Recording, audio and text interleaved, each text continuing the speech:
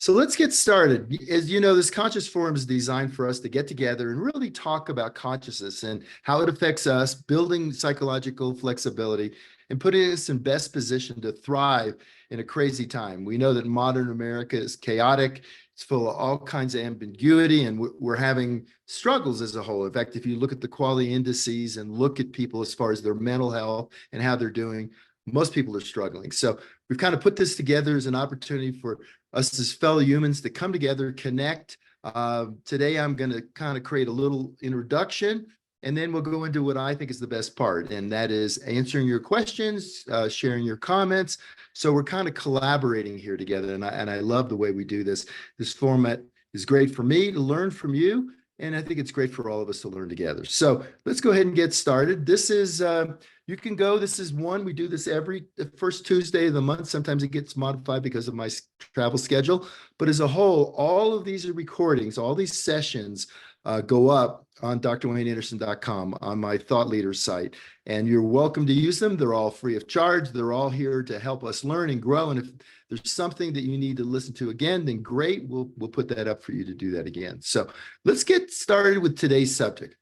How do we break our unhealthy patterns? You know, I call it the Groundhog Day phenomena, and many of you may have seen the movie with Bill Murray. It was a movie where he would get up, he went to see the groundhog to see if it saw a shadow, went into this little town, and every day he got up and it was exactly the same over and over and over again, and everybody went through their behavior, and he had to deal with it. He had to basically, it was driving him crazy because it was the same repetitive patterns. So we're going to talk about that in relationship to your life, how much of your life is repetitive patterns that don't update themselves, and how much is actually emergent processes. Emergent processes, by that I mean processes that allow you to move forward in your life. They're updatable, they're exciting, they put you in the best position to continue to grow in your life. And I like to say that, you know, we've been put on this planet to basically evolve our soul. I think when we start, we're in survival like everybody is as little kids. And then as we grow, we can either stop and stay in that fear-based reactive state, you know, which we talk about, the knee-jerk reflex, or we can continue to grow as a person and become more and evolve our soul. So our soul, or basically ego, becomes in service of our soul. So that's what we're going to be talking about today. So I want to break down the process of life. And you may think, wow, this is a heavy, how does this apply to me? It applies to all of us. And so in essence, there's two important aspects of the process of life. The first one, as I mentioned, is creating an integrated life. It's actually realizing that every day you can get a little bit better. As long as you focus on the things that you want to bring into being, becoming the dominant force in your life, which you've heard me say for many, many years, and then organizing your life around what matters most. Actually taking control, looking into the future that you want, and then making sure that during the day, you're doing the things that allow you to continue to grow, even if it's small little amounts, be able to grow in the areas that really matter in your life. So in essence, we think of that as an emergent process. Emergent process, I mean, there are things that have a future, things that if you do these things, and if you're in the patterns of these things and through these processes, you're building a future. You're building you're building your relationships. Your relationships aren't stagnant, they're becoming better. What we're learning now, that relationships are not a fixed process. Just think about it with your family, with your kids. Depending on how the dynamics of how you interact, whether it's in a positive form and we're working together, those relationships can either get better and update and emerge, or they can become stagnant and repetitive, and the same thing happens over and over again. And if you think about it, when we get out of that reactive state, we can build things that are warm, we're connected, and we can update them. We can continually get a little better every day. And that's so very important for us. Well, there's another process basically called the repetitive patterns. These are the things that don't update.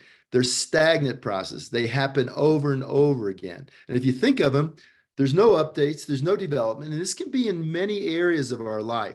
Our thought patterns, how we think. Do we think the same thing over and over again, or are we growing? Our emotional patterns. Do the same things keep triggering the same outcome each time? Behavioral patterns. Are we doing things the way they need to be done? And as we know, the world is changing dramatically. And if we're not adapting to the new things that are happening and evolving and growing, then we're going to find ourselves beautifully equipped to take care of a world that no longer exists. Our relational patterns, are those growing? Are we continuing to add value to our relationships, or are they the same thing over and over again, the same discussions? Our family patterns, in a bigger level, the dynamics of our family. When we have Thanksgiving dinner or Christmas or a holiday and we get together, is it the same repetitive behavior, or are we injecting new? I know you guys that are studying this, you go into those environments and basically, you're having to deal with people that are in that repetitive, no development, no update. And then you're at dinner talking about something and you're being sometimes put down because it's kind of like the crabs in the pot. You're trying to get out of the pot and grow and emerge and to become more, and they try to pull you back down. And you cannot let that stop you, because the bottom line is, with that, you become reactive in that family pattern. Work patterns, how am I at work? How is my work doing? Am I staying the same? Am I caught in a rut? Or am I injecting new things? Am I growing? Am I learning more? Am I open and curious? And generational patterns, that's so important. But, do I have generation patterns where generation after generation that I have things like depression in my family, or obesity, or all kinds of other things that can happen that basically stay the same unless we make a difference? So these are the stuck patterns that we're going to be talking about. It also occurs at the macro level, because remember, wars, conflicts, social levels, global level, they're individuals working together in positions of power. And these apply to them too. Are we stuck? Because, right now, not to spend any time on it, but what's going on in Gaza is not a new problem. It's a repetitive problem that's been going on forever. And I'm not going to get into the geopolitics. I can only say that this is nothing new. It's just simply another expression of something that's in a repetitive stuck pattern. And the only way we're going to improve and grow and basically save this planet is if we as individuals start to understand, to start thinking more from an emergent process and less from this repetitive, stagnant process. So let's talk more about this for you individually. I like to call it the Groundhog Day phenomena. And again, after the movie, it seems that a lot of our life, or at least part of our life, is the same repetitive patterns automatically every day, day in and day out. So let's look at these differently. Let's actually take a moment.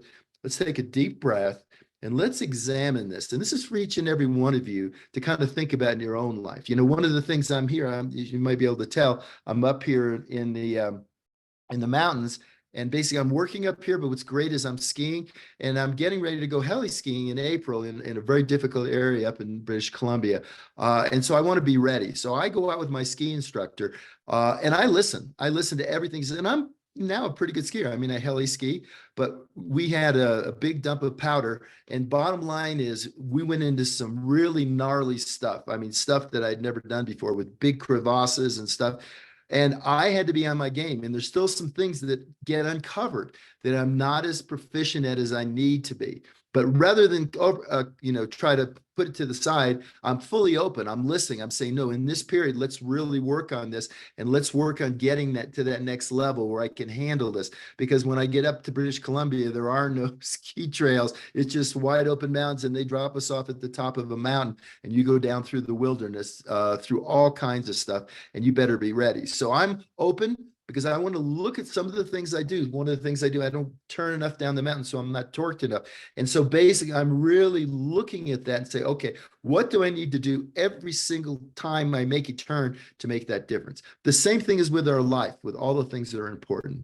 So first, you have to ask yourself the question, what is happening repetitively in your life? What are the thoughts, the feelings, the actions, the interactions with your family, your spouse, in your work, that are basically happening over and over without updates, without development? They're staying the same. And be non-judgmental as best you can in these. You just want to write them down. So ask yourself, and you should do this, you should make a little note on this now, and then do this today if you have time, or this evening, or as soon as you have time, because this is the part that will start putting you on a different path, a different energy level, and starting to break these cycles that are keeping you stuck.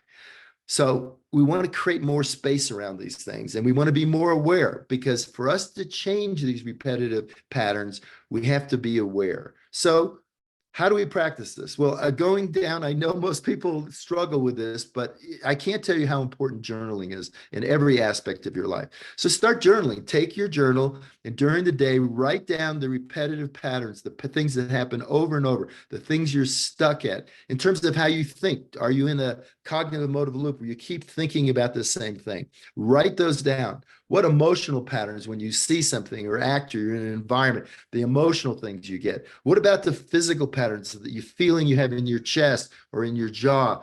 And then the behavioral patterns. What are the things that you do again and again, and each time you regret doing them? And write them down, write them all down. Because what we want to do is look through a different lens. We want to look through the lens of being open, curious, and how can I start to create some space? You know, this feeling of, and just kind of let it be. Things within myself, you want to do it, things within your relationships, even in your culture, maybe your political views, your religious views, you know, things that you may be struggling with, or something that's keeping you from seeing the whole picture. And what's missing? What is missing in these areas? And just take notes on this. This is a process that, you know, basically we're going to want to do for the rest of our life, and you'll find it very effective. So when you create that space, then do an open inquiry. You know, let me look at this differently. What if the opposite was true? You know, what if I'm really seeing this from one way, but there's other ways of looking at it? And you want to reflect on that. And then you want to notice these patterns you're having, not trying to get rid of them or fighting them, but just putting them in perspective where you're starting to be aware. Because you become aware, then you can spend some time. So now take one pattern. This is your assignment, you know, for this week. Take one pattern in your personal life, something that, all these things that you write down that are in your journal, take one of them from inside of you. Or it could be someone close, a relationship that's not maybe been dysfunctional. And take that one and just write it down, and then spend some quiet time and create a bit of space, and then tune into that pattern and start thinking about, what happens? How does that present itself? How does it present in my body? Do I get anxious? Do I get closed? Do I get open? Do I want to spend no time thinking about it? Do I want to learn more? And just start thinking of it from the stand that you're building new insights. Maybe take a few deep breaths and kind of look at it, and then just let it go. And the process is that awareness, and now starting to have inquiry at a deeper level, will allow you to now start working on it, and that over time that will help you. So as we kind of complete today, something that happens every day in your life, there are two types of processes that are occurring in every one of our lives.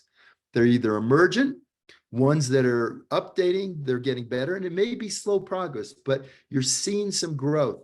You're excited about it. Something's happening. It could be something you're building. It could be something you're doing. Maybe you could be ready to go for a trip. It could be something that you're being more successful in your business or in your physical health. Your physical health is getting better. And all those basically are emergent. They're processes that are allowing you to grow, to become a higher version of yourself. And as you do that, you're excited about it. It takes you right out of those ruts, takes you out of that repetitive part, and really puts you in the right place. And then there's things that you'll notice that you do that are the same thing over and over, just like Groundhog's Day. And those things, just notice them, write them down, see which one you want to work on one at a time, take the low hanging fruit, the ones that are not as difficult first, and then start working on it. And this is something that I would love you to focus on this month until we come to the next month, and actually put yourself in position where you start to recognize, do I want more of the same? Do I want that default future, which is what my past was? Or do I want to start to grow and build more? And it's a matter of awareness, addressing these, and then basically focusing on the things that can move you forward. So hopefully that was helpful. Let's open it up to Q&A now. Rachel? All right. First up, we have Cynthia and Jeff Jolly. Or Jeff. Good morning, my friend. Hey, So, how are you? life is wonderful. Good. So I recently noticed that I was watching a bunch of French detective movies series, and a couple of days later, I noticed that I had in the background my thoughts that that French cadence of language, but I don't speak French. And it made me realize whatever you're consuming is feeding your subconscious, and it is really important. And I was curious, what do you do that feeds your growth and desire to be healthier and positive mindset, knowing that that's always occurring? Yeah, so that's a great, and it's so true, because you can only process and be aware it's so much at a time, and the rest of it just goes into your subconscious, as you said, Jeff. And like, for instance, last night, I'm up here at my place. Last night, I have you could see over the side a huge TV. I could have sat here and did a mind melt and just watched something on TV. And I do that sometimes. But instead, I reflected on my day of skiing. I took notes on that. I knew I was going to be doing this today. I read a couple chapters in a couple books that I'm reading right now that are all about, improving consciousness. This morning, I had a surprise call. I was about an hour ago, Jim Defner, a dear friend of mine, leader in consciousness as well, called me. He was going for a walk and was thinking about me. And we had a 20-minute discussion, incredible, just full of energy and dynamics and all emergent thought, right? So we pick and choose what we put inside of us. And I'm very intentional on that. I don't, it's funny because one of my daughters, loves to watch horror films. I have no interest. If they want to watch it, tell them, go to your own room. I don't want to see it. I don't have any interest in that. And we think, oh, it's not really going to bother you, but it does. The stuff that's recent. And so, when we talk about emergent process, that process, and as you know, we talk about lead from the future, act in the now. About 80% of the stuff that we have stored in here is not useful to take us to that emergent self, to that point where we can actually become the dominant force in our life.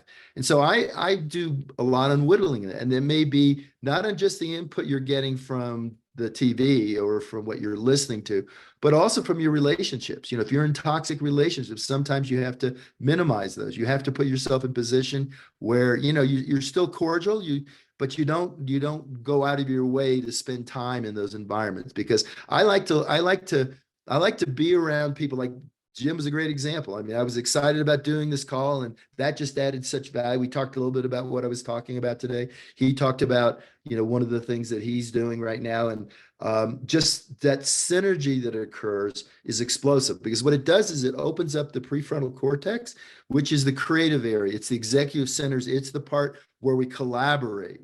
It's the area where we can create. And it takes us so far away from back in here, the limbic area, which is reactive.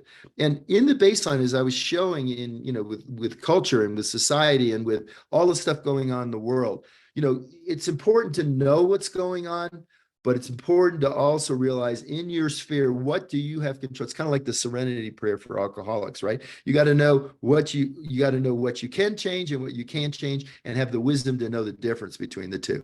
And so if you actually, and it's a discipline, because remember, our design 10,000 years ago, and as you know, all of my work, I go back to the way we started on this planet and where we are now, and it's a very different world. The physical threats that were so prevalent that required us to stay focused in that high alert, negative bias environment are no longer here. Now they're perceived threats. And because we're a global society now, if you take the input that's going on in Europe and Asia and the States and every city in the United States, and you let that consume you, you're going to be in a high reactive state, and this area isn't going to even work. And so you wonder why you're so anxious and so frustrated. So it's a process of literally removing the stuff that doesn't work and adding more of the stuff that does. Because remember, if your cup's already full, you can't add more to it. So it's about getting rid of about 80% of the stuff that doesn't work for you.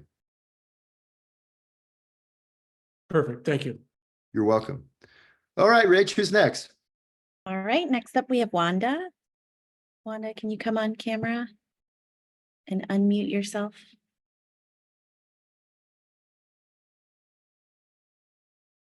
There you are.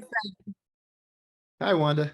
Hi, I thank you for this morning. I was just burning up my pen taking notes. Very Well, helpful. Wanda, just not to interrupt before you get started, just want to, no, we get so caught on the hamster wheel every day, right? we forget to realize the big picture. We only have, we're here we're like mist that's here for a short period of time, and then we're gone. If we're luckily and take good care, around 100 years max, right? For most of us, if we're lucky. And basically, do you want to go through it reactive and not thinking and conscious of what's going on, or do you want to take control and become the dominant force in your life? So you're absolutely, I'm glad you're taking notes, because the other part about that, these are recorded. And I have to tell you, this is an important thing of learning. When I'm watching something that someone's doing that I find value in, I'll go back and watch it 6, 7 times, and I'll take notes on that. So that's really, because each time you're learning at a deeper level, you'll find something that you didn't get before. And then the main thing to do is to start practicing it right away. Right. So Absolutely. go for it. That's what I did in November. I came on and I shared some things with you about my family and how I've been on this journey for 2 years and getting really, really healthy in my own life. I shared with you that we had 7 adopted children that we work closely with, and creating independency for them was hard for me as this healthy version of myself. Because everyone around you kind of expects you to be who you've always been. And you gave me some tips and you asked me to come back and share with you how it was going. And so I applied those things in some key relationships in November and December. It was hard. There was some resistance, but there's a lot of freedom now. I've let some responsibilities go and back to their proper place, and it has freed me up. And I want to celebrate this. In January, my husband and I got in some spaces with some leaders in our lives and focused on this year. And February 1st, we paid off all of our unsecured debt. Awesome. Had How we does not- that feel? How does that feel? Oh, freaking amazing. We are in a whole different place in February than we were in December. And I really believe that applying the things that you shared with me, among other things that we're learning, that it gave us space to kind of pull back away from the things that we were micromanaging that weren't ours to micromanage, and begin to manage ourselves and really apply ourselves. And we've been working on being debt-free since 2018. It's been a goal for that long. And we embarked on that in February. And I believe had we not released ourselves like you encouraged me to, and let some of our kiddos have their small wins and victories instead of depending on us, we were able to focus on us. And now we're teaching them how to be free by becoming free ourselves. So thank you. It was what I needed in November, and it reset some trajectory in my life. And we're celebrating some great freedom. So what you're teaching works. Great. Thanks. That was awesome. Okay, Wanda. Okay, Rachel, she got me. Wanda had me. Okay, next up we have Kelly. Hi, Kelly. Hi, Kelly. Dr. Ray. How are you? Good. Good. Your heart just pours out when you get emotional, and it just touches me just as much as it touches you. Today is my 9-year coach anniversary since I became a coach full-time. And I look back at my posts, my Facebook posts from back then, and I am such a different person since I became a coach. More than just in health, but in mind, body, and soul. And I just need some suggestions from you. I have a very toxic relationship with my oldest daughter. And I've tried a lot of things to rectify that. And there just doesn't seem to be any light at the end of the tunnel. So I just wondered if you could just offer some suggestions. Maybe I'm trying too hard, or maybe I just need to make it a little bit more simple. Yeah, well, no, that's great. And thank you. And I'm glad this is really helping you. And, I like to say you've grown so much, you have to get a telescope to look back to see where you were, right? And that's For cool. sure. And both that and also what Tanya was talking about, those are emergent processes. I want to make sure I give you practical examples, and you guys are giving them to me. Emergent processes is when you take something and now you apply it to your life and you stop the repetitive patterns and you start evaluating how I can do things better, right? How can I improve? And journaling is so important for it because you're actually documented. Sometimes we fool ourselves during the day, say, oh, it was okay. But just like Tanya and just like yourself, you need a telescope to look back to see where you were because you've changed so much and because you've done the work. Okay, now I don't know your daughter, but I probably would guess she hasn't done any of this work, right? So she stayed the Correct. same. She has the same repetitive patterns. And in that, basically the same dynamic. So that's the family dynamic between you and her. So that's a great example. And she's stuck in Groundhog's Day. Okay. You want to help her so much because at multiple levels, it's not like it's just a client. This is someone that's your flesh and blood, someone you care about, and you know you could help her so much, but right now she's not open to that. So the only thing you can do is by example, decrease so that, you know, this is what happens. You're here and she no longer has anything to basically conflict with, right? So you're removing that. And eventually over time, she'll give up and she'll either do one thing, she'll just stop, you know, she'll realize that she's not triggering you anymore. And that's what happens, by the way, in the drama triangle where we get going, we're triggering behaviors, we're triggering conscious or unconscious stored trauma that we have, and it just repeats itself. And you have a lifelong relationship with her because, you know, she's known you as long as she's been alive. And so basically she has preconceived notions of what that is and what it isn't. And she's not open for you to tell her how she can get better, only observationally. So stop trying so hard. Don't try to kill it. Just observe it. Ask open-ended questions that don't trigger negativity about her life, how things are going, from the standpoint of you just care, and come at her from love. And that's it. And know that sometime along the line, she sees her mom getting better and better and better. There'll be a point when she'll most probably acquiesce and you'll have that breakthrough, but it's not going to occur. You can't force it. You can't make it happen. You can simply make sure that when you show up, you don't put any energy into that repetitive cycle process. You're only providing love and care for her. And when she engages in that, just let her say it and say, honey, I understand. Remember, listening to somebody doesn't mean you agree with them. It simply means you're hearing them. And she wants to be heard, and leave it at that. Thank you so much. I appreciate you. You're welcome. Cool. All right, Rach, who else we got? All right, next up we have Jan. Hi, Jan. Oh, there she is. Hey, Jan. Hey, Dr. A, thank you so much for these wonderful forums. You're welcome. I don't miss them and they have changed my life.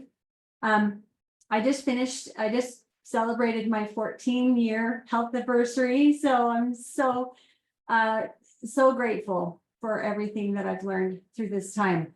Good. Congratulations. By the way, see, if I looked at your, you know, I showed the emergent process versus repetitive patterns. Okay. I would say that if we look where you started and where you are now, if we did a percentage, that percentage is fully reversed now. You spend most of the time, most of your day, and you know, you've had life gets in the way. You've had family stuff, you know, as we all do. Life, it's so important that people realize it. People say, oh, I wish they had their life. Everybody has the same life. It's how we respond to the things that happen to it that determines the outcome, which moves us forward. And like what Jeff was saying, the more we put ourselves in position to learn and grow, the more resilient we become, the more, you know, I truly believe the most important superpower you can have is psychological flexibility, because you can take the things that happen in your life and rather than being the victim to them, now you're adding value. Just like the last lady, you know, she wants to help so much, and you know what you can do, what you can't do. And now you have the breadth and you're an incredible leader and coach because you spent the time. And what comes from you is love, not judgment, none of that victim drama stuff. It's pure love. And love, by the way, is the highest level of motivation. Well, I've learned so much about that through this process. And I just wanted to tell Kelly that with her daughter, I've had a similar situation. And if you follow the pattern that Dr. A is sharing and just keep at it, it will turn things around, because I've had breakthrough with mine and you will with yours too. And Dr. A, I just wanted to ask a question and share just a little bit of an insight as a coach working with clients. The Habits of Health transformation system I have found over the years, as I first read it and learned it, it just connected the dots so much in my mind and helped me understand what it was that I needed to do to be able to get into that emergent pattern rather than stay in that repetitive stuck pattern. And I found that, you know, we all know that when clients come in, it takes time for them to realize the value in the Habits of Health transformation system. Sometimes they say they will at first, and then they kind of, oh, you know, it takes extra time. It's this and that and the other. What I've done lately is I've leaned into, there's a group of them that I've really leaned into and said, are you willing to test this out? Are you willing to feed the mind first and see what the body does after?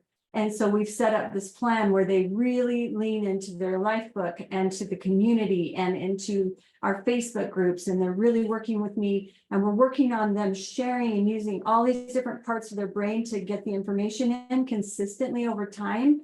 And I cannot even begin to tell you the difference in their success and what they're experiencing. It has been so powerful. And I just wanted to have you, I've heard you do it before, it's so powerful. I just wanted to ask if you could go through the science behind what happens in the brain that actually moves those neural pathways and helps to change that, because this is the pattern for change, and I'm seeing it and I'm living it, and I just want everyone to be able to experience it. So would you be able to just kind of do that again?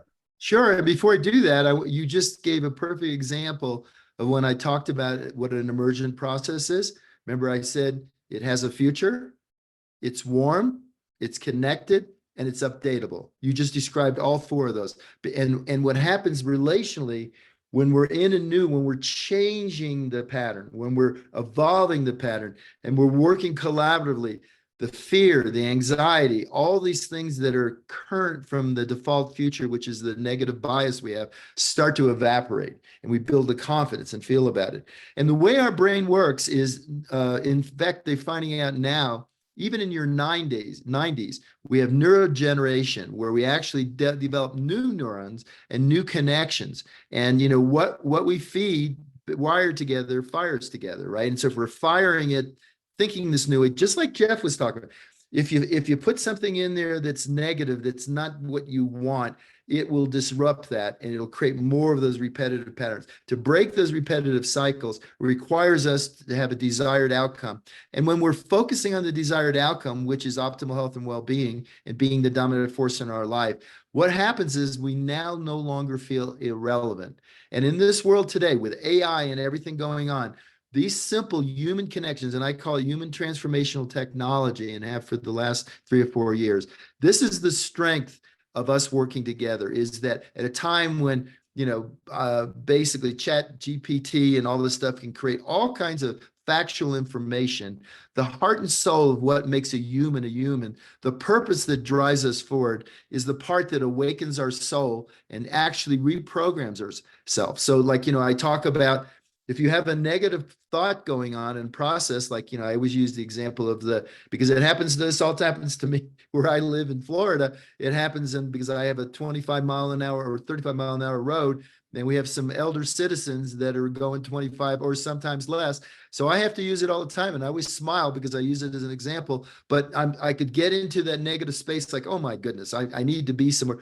Or I can switch it out and put a positive thing in there. And just by doing that, what's happening is it's starting to program. And there's a halo effect in the brain as well. As we work on something in a habit that is emergent, it actually affects all the other areas. So in the habit cell transformational system, there's 6 macro habits. And if you're working in small little baby steps on all of them, that's why, by the way, you know, people right now, there's a fad going on with the medical weight loss drugs. And I think they really are a great scientific advancement to stop cravings, because the food technology industry is doing things that are full of all the things that create cravings. You know, the Ruffles potato chips with the crunch and the salt and the flavor and the sugar in them.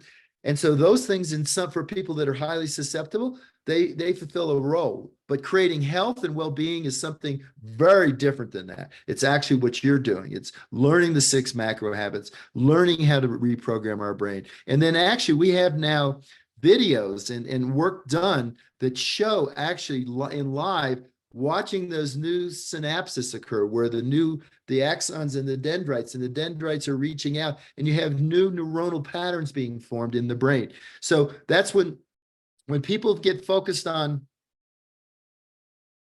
their patterns are based on the past.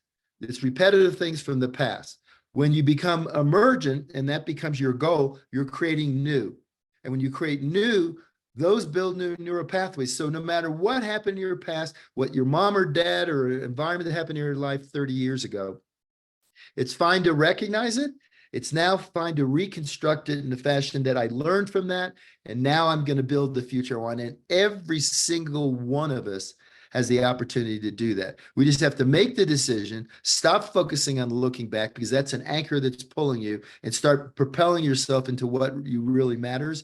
And if we look and see what we value most and use that as our kind of our compass, you know, if you look at Dr. A, the symbol from my logo, there's a North Star there. And that's my goal. My goal is to give people the direction for them. That's not what I want for them. It's what they truly want for themselves, and to put them in that emergent process so they can go out and create that. And you're absolutely right. Your brain changes. It's dramatic, the changes that can occur. And basically, if you no longer feed those negative thoughts, that stored trauma, and you let that release, you can totally construct a new life and a new future. I love that. I love that, just that idea of reframing that everybody is able to do it. And Everybody. I want to say one last thing. After we got the new 2.0 of the Habits of Health Transformation System, a couple years after, I read Atomic Habits by James Clear. And it's a great book, but it was so interesting to me to realize that all of the things that he was suggesting in that book, you have put in practice through this Habits of Health Transformation System. And I'm just so grateful that you're staying that cutting edge right above it, right in front of everything, so that we have the tools to be able to really serve these people. And it's made such a huge difference in my life. And I just love and appreciate you so much. Thank you, Jan, so much. And, you know, that reminds me of something I saw yesterday. So, you know, I'm doing some pretty advanced skiing with who's a great friend of mine, instructor. And we had just done this kind of a ledge and went off, and we were coming, and there was a gentleman that he was a quadriplegic, or he couldn't use his legs, and he had a little craft he was in that's got a sled and he can guide it, and he was going across, and he came down to the lift right next to us, in parallel to us, and he had this big smile on his face, and he's out doing it, you know, and having fun. He's not letting the limitations in his life get in the way. It's pretty cool. Love that. Thanks. Thank you. Okay, where are we at? We have lots of time. Rach? Yes. Next up, we have Barb. Barb, can you come on camera and unmute yourself? There you are. Hi, Barb. Oh, You're you're still muted. You're still muted, girl. Got it. Okay. Yeah. So my instant question, I suppose, would be, why is it that I am so happy and feel great and I'm sharing it with everyone, and I'm still always second guessing, did I do that right? Is somebody gonna catch the excitement that I have? Is, you know, I know how to work my brain, but when I'm doing all of these things and trying to share, I'm just always second guessing. So that's a repetitive pattern. In fact, that's the one I suggest you work on. And I Okay, wrote that's it down. good. Awesome. So let's work on that a little bit. So what I want you to do is give that some space, right? Just give it some space. And what you're doing is you're judging yourself, and you're putting yourself in a position which really it sounds like isn't accurate. It sounds like you've evolved, you've grown. The people you take care of apparently enjoy being with you. And you're making it about you. You're making it part of your identity. See, the idea is to for us to grow and become everything we want is to progress our identity by raising our standards. And as our standards raise, and you're basically doing more of this work, and you're seeing the benefit from it, the book by Hardy, Gain in the Gap, is that you're seeing all these gains occur. You have to basically say that factually, these are the gains that are occurring. And this second guessing that am I doing it right is an old pattern. It's a pattern from your past. We're at a point when sometime in your life, it doesn't matter whether it was when you were 5 or 40, that you basically were told that you were not worth, your self-worth was low. And honestly, it doesn't matter what someone told you or even what you think about yourself. The reality is what you do, right? You don't have to believe, you just have to do. And do creates efficacy, self-efficacy, because you get results. And so when you sense that, you need to stop, really isolate yourself with yourself, and just start creating space. Don't try to kill it. You know you have it. Don't try to kill it. Don't, because you know about it. Just be with it, right? And sense it. And because right now you get it, and then it creates conflict like this inside of you, and you get this anxiety from it, and this feeling of lack of self-worth, and it's a repetitive cycle. And it's honestly, it's all made up. It's totally made up. It's not real. So the way to be able to move beyond it is to just be aware of it and create space. Actually, Jim this morning was talking about, on his walk, this feeling of spaciousness. It's the feeling of calm or spaciousness when you're no longer judging yourself. You're no longer needing to be right about yourself. You're simply recognizing that I have this tendency from the past because repetitive patterns started previously. See, they don't update themselves. That's why they're called repetitive patterns. You're not adding new information, but now you are adding new information. And as you sit with that in that spaciousness, start thinking, how does this affect my body? How's it affecting my emotions? What is it making me think about? And is it really real? Because, one of the things, actually Jim's work, what if the opposite was true? What if actually what you're saying, you don't know if you're doing it enough for your self-worth? What if you have too much self-worth? I'm just making that up. But the point is, the projection that you have and the withdrawal that you get when you do that is no longer helpful. And the key is space. It's recognizing it, being there with it, not trying to get rid of it, not trying to dispose of it, just simply be there with it and start to realize it doesn't really have any effect on you. That's something from the past. You now have grown. You said you're happy. You feel fulfilled. You love what you're doing. That's enough. That's where it is. And to the point where at the highest level of consciousness, you no longer let that personal mind. See, your personal mind is, you created your personal mind. You did it since you were a little kid, and that is not serving you anymore. What's serving you is this level of awareness that allows you to become everything you want to be and to be aware. Like yesterday, we were skiing really hard, but the light was refracting off of the snow, and there were little crystals. And I sat there on the lift going up, and the wind was blowing, it was chilly. And I could have said, oh God, I'm cold. Instead, I diverted that from my body and looked out at this incredible scene in nature, right? With just a billion diamonds in the snow. That's what you do. You simply, when you start having a negative thought, you basically give it space, allow it to become open, and then basically project that, you know what? I just did an amazing job. That client or the person you just talked to just made great. That's why, you saw me with Tanya, why I was crying, because this works. This stuff works. And to get that feedback that the work works brings great joy to me. And those are tears of joy. And they're not, I'm not going, oh, well, I'm the brilliant doctor. I got to sit here. No, I'm experiencing that and feeling that because I'm at a point now in my life when that's what makes life worthwhile. It's that interaction. And you're doing all this wonderful work. So stop trying to sabotage yourself and beat yourself up. Okay? Yes. All right. Right. Well, that's Great. very helpful. Good. Thanks. Thank you. Okay, Rach. All right, next up we have Cheryl. Cheryl, can you come on camera? There you go. Hello, Hi, morning. Cheryl. How are you? Hi, really great. I think you might have just answered my question, but I'll ask it anyways. It's funny how we're all of one mind anyways.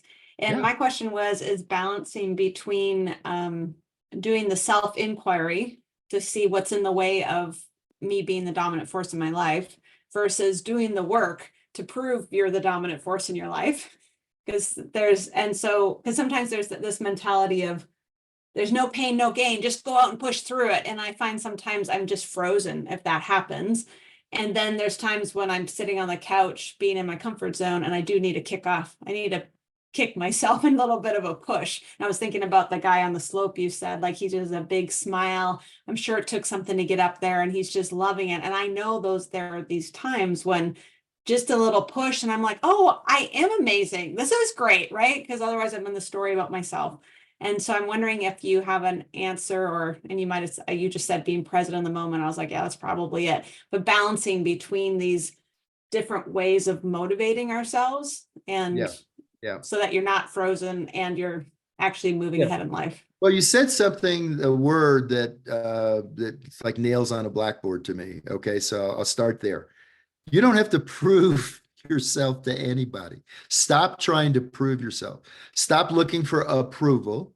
Stop trying to prove yourself and basically get on with the joy of this thing called life. Right? And life isn't, today I kind of introduced something new we haven't really talked about before, but the emergent process. Absorb yourself in the emergent process. Every day, look and see how much of my day is in the emergent process and how much of it is in the repetitive pattern.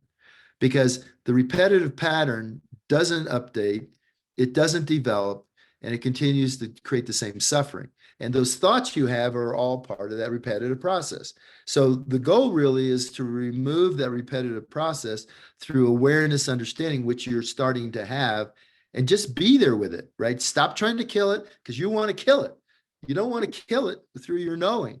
You want to experience it and start to develop insights. And what'll happen is the taste or the flavor of that repetitive pattern will start to change because you'll start to say, wow, this is not something, it's not only not serving me, it's not me, because it isn't you. Remember, if you're focusing on doing things that are in the process of emergence, you are changing every day. You are a little more evolved today than you were yesterday. And that's the evolution. I think we're put on this planet to evolve our soul, to become everything we want to be, and then share that with others. And I think that is what creates the warmth, the connection. That's what life's worth living for. And it's not how well you're doing. It's not, certainly you want a feedback loop and you want to have mentors to help you in the areas that you may have scotomas or blind spots. But it's not about approval. It's not about proving. You don't need to prove yourself to anybody. You're the most fantastic, and everybody on here, you have everything inside of you. It's actually not adding stuff. It's letting go of all these preconceived notions that we have about ourselves, which inhibits us because of our personal mind getting away from fully experiencing every moment of life. Because I can tell you that my experience now, and I've been doing this for a while, is I gave you 3 examples of the emergent process in me and my skiing, observing nature yesterday, being in joy of watching an individual who has some challenges. Life creates traumatic events. Life is unstable. It's how we respond to it that determines the outcome. And when you get to the point where it's like water on a duck's back and you can take it in, and you know what? It's like eating energy bars. Any obstacle gives you fuel to help you become more, and you look at life that way. Think about it. If life was perfect and we lived in utopia, we'd all be drug addicts because we would be so freaking bored that we would just be looking to get away from it. It's kind of like, some of those movies like I forgot the movie with Jim Carrey. I forgot, there was a movie. Anyway, this movie where everything was perfect in the world and it was all fake. It was a studio. And that's not what life's about. Life is about taking these things. And by the way, crying when someone passes, about seeing, a movie that makes you laugh. It's about fully expressing the full gamut of emotions, because our emotions aren't something to suppress. We're not going to be happy all the time, but we can be fulfilled all the time. We can be fulfilled in dealing with someone's, someone's illness. We can help be part of that and experience and build emergence within that relationship where we spend the time together, right? So you've got it all. Just go focus on the things that you want to bring in and stop trying to do a report card on the way. All right. Thank you so much. That was awesome. I appreciate you. I appreciate this. And it just reminded me of the launch event last year where it was just like we could just be present with the emotion and it disappeared in like 90 seconds. Yeah. And just letting it go. And so thank you so much. I really appreciate it. Yeah. And one more thing on that, Cheryl, is that, when you feel the emotion, process it fully, it goes away. And there's a charge of energy that went through you, right? And you feel it. It may be one of joy, it could be one of sadness, fear. It's okay. Hey, listen, yesterday I was standing on the edge of a cliff, right, where we had to go down a chute, and there was fear, and I embraced it and said, okay, yeah, I'm nervous. Let me make sure I'm precise here. It's not like I could sloppily just go wherever I wanted. So those emotions are part of life, but they're 90-second deals.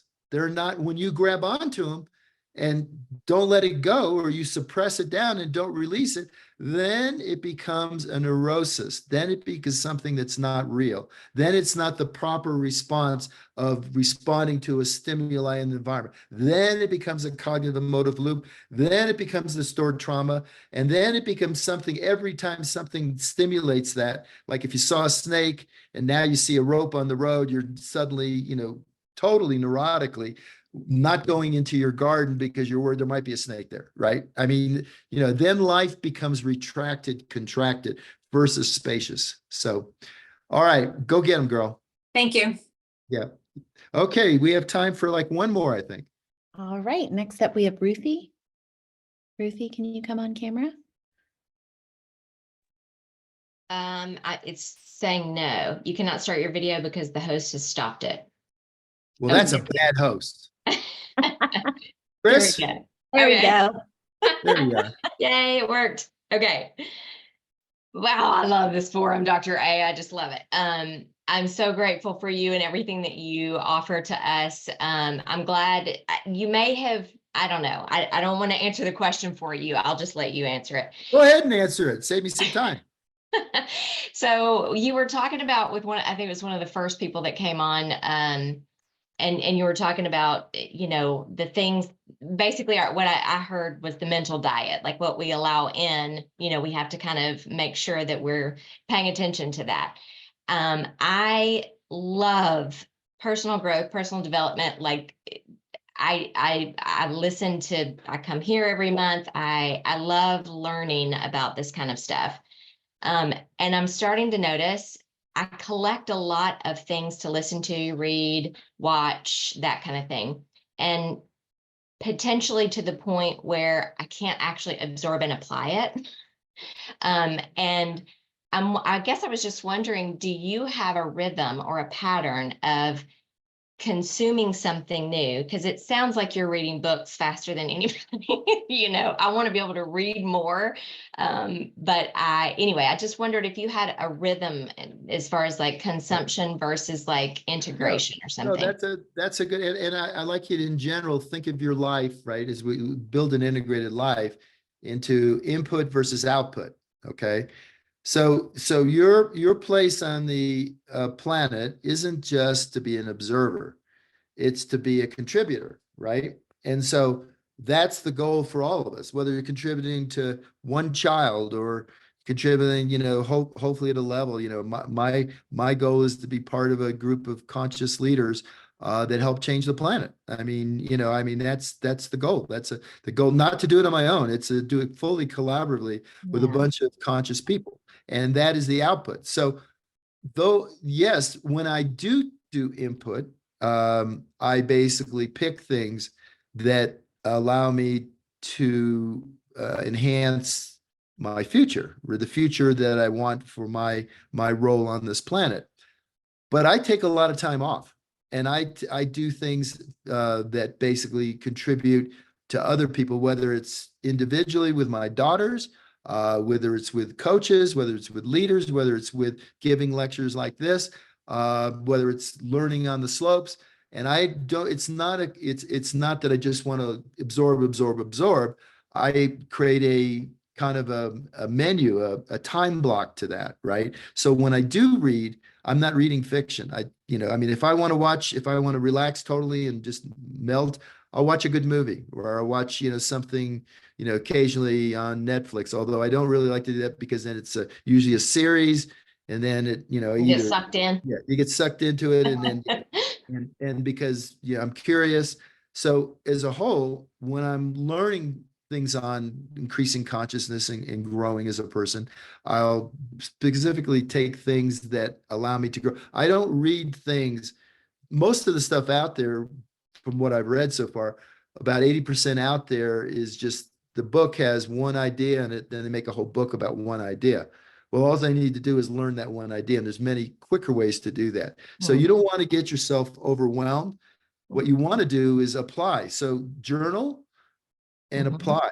The whole idea is, and to raise, your identity evolves, and it's on your standards. So the things that you do, so like, just I'm pick my skiing since we've been talking about that today, but yesterday my instructor said the last 2 days are the 2 best days I've skied in my life.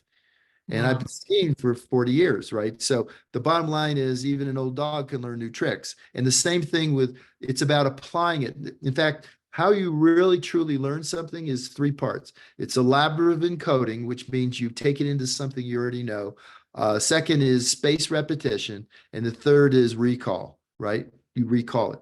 So when I read a book, I underline everything, and then I'll be in a situation just like today. Everybody that's talked, I've applied some of the things that the beginning talk I gave, examples of how that actually is in nature. Because theory and processes without practical examples don't allow you to apply them into your life. I'd rather have you pick, journal the areas that you need to work on, pick specifically one thing in there and start applying it.